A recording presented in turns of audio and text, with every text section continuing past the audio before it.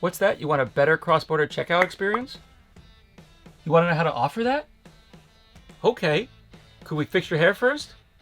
Maybe? You look a little tired. Let's do that. You just can't go out like this. I mean, okay. The checkout process. Of all things you should master, this is paramount. Yes, there are many sites, including maybe some of yours, that have poor layouts, limited translation, and that can hinder international visitor experience. But after they spent 10 minutes picking out their new skincare regimen and head to the checkout counter, if they get turned off at that point, you can be sure they're never coming back, and they're telling their friends not to bother either. Your checkout process must be planned and designed for your audience, which means a simple translation of your local checkout page might not suffice. You need to find a balance between usability, building trust, and functionality. The good news is there are growing numbers of plugins for every platform that have already optimized this experience, so you don't need to build it yourself. Here's a list of things you should consider when designing your checkout or evaluating relevant plugins. Again, not too dissimilar from what we want in a domestic checkout experience, but remember, the cross-border shopper is already coming at a heightened sense of skepticism. Checkout design. Make sure the checkout button is easy to find and test your site to make sure the navigation is smooth but fast. Compare it with layouts of sites in your target market. We all fear the checkout that ends in an empty page. Did they take my money? Are they sending me something? Should I click on it again? Should I buy it again? If you haven't gone through your own checkout experience in a while, do so. Remember, set aside 10 minutes every week to attempt to buy something on your site.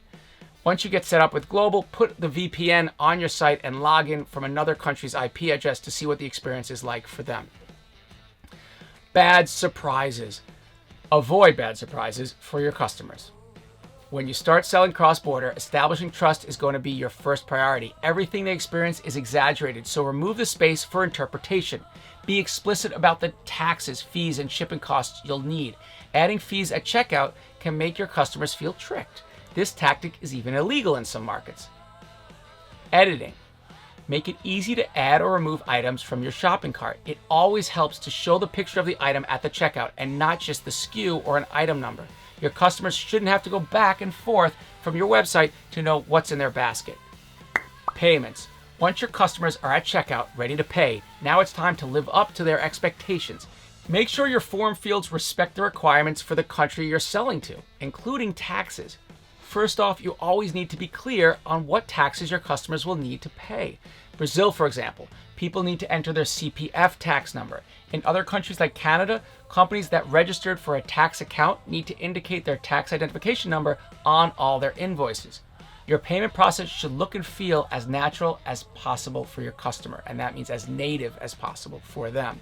Shipping addresses. Yes, shipping again. A common mistake for e-commerce sellers selling into multiple countries is providing form fields that are not adapted to the type of addresses you find in a target market. The basics are enabling provinces versus states. And some countries like Canada have postal codes that are a lot longer and contain both numbers and letters. In Mexico and Italy, the house numbers come after the street, and in Japan, street names are often non-existent and replaced by block numbers. The fact is, you should never go with a one-size-fits-all approach, and always make sure the fields are ready to accommodate different mailing addresses, phone numbers, etc. Rest assured, there are a lot of plugins for this on probably the platforms you're already on, so I wouldn't worry about it too much. Just make sure you've got the plugin and you're vetting it in the right way. Security. Don't hesitate to display any relevant security logo with links to their websites. People are becoming less worried about their online payments, but increasingly concerned about their data privacy. So it's a good idea to reassure them on your site using security, logos, and compliance information. The contact us. Display your contact information prominently in case a customer needs to talk to you during a checkout. Place phone numbers with country codes like +1 at the beginning of the number if you choose to allow customers to call you. But given time differences, it may not be the best option. Use live chat functions only if you're really going to have somebody to manage them. Otherwise, you can drive customers to a fill form and allow your team to work asynchronously and have time to translate questions into English. Again, make sure the process is clean, easy to understand, and transparent.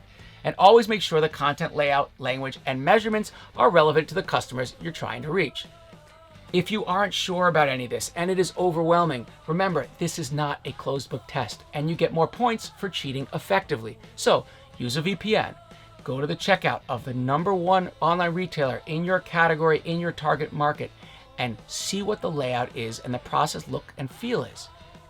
Finally, and I'll say it again, this guidance is not unique to cross-border visitors, but its importance is magnified when dealing with customers who might have been struggling to get through your site.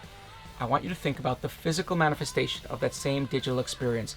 In your case, you're landing in an airport and you're looking for something very basic. It's an overseas airport, but all you need is local transportation. And there are some English signs, but you might be at a heightened sense of anxiety, skeptical, and miss signs that because they're placed in unfamiliar locations, leaving you wondering where to go next. By the time you get to your ride share, any slight miscommunication can set you off and you start judging the entire country based on the first 20 minutes of navigating the airport. This has happened to me. So now imagine how pleasant the experience might be if the airport authority could put a chip in the brain of the first 1 million people who came to the airport and they could see where the eyes went for information as to where they get stuck. Luckily for your website, that chip exists in the form of a combination of analytics and heat mapping to understand where customers are experiencing friction in the site and at which point in the checkout process they're going to run screaming. So the great news is there are companies that have spent thousands of hours and millions of dollars to build out global checkout counters so you don't have to. So that's it, optimizing your checkout for the cross-border experience. Share what you've got, go global, stay local. We'll see you soon.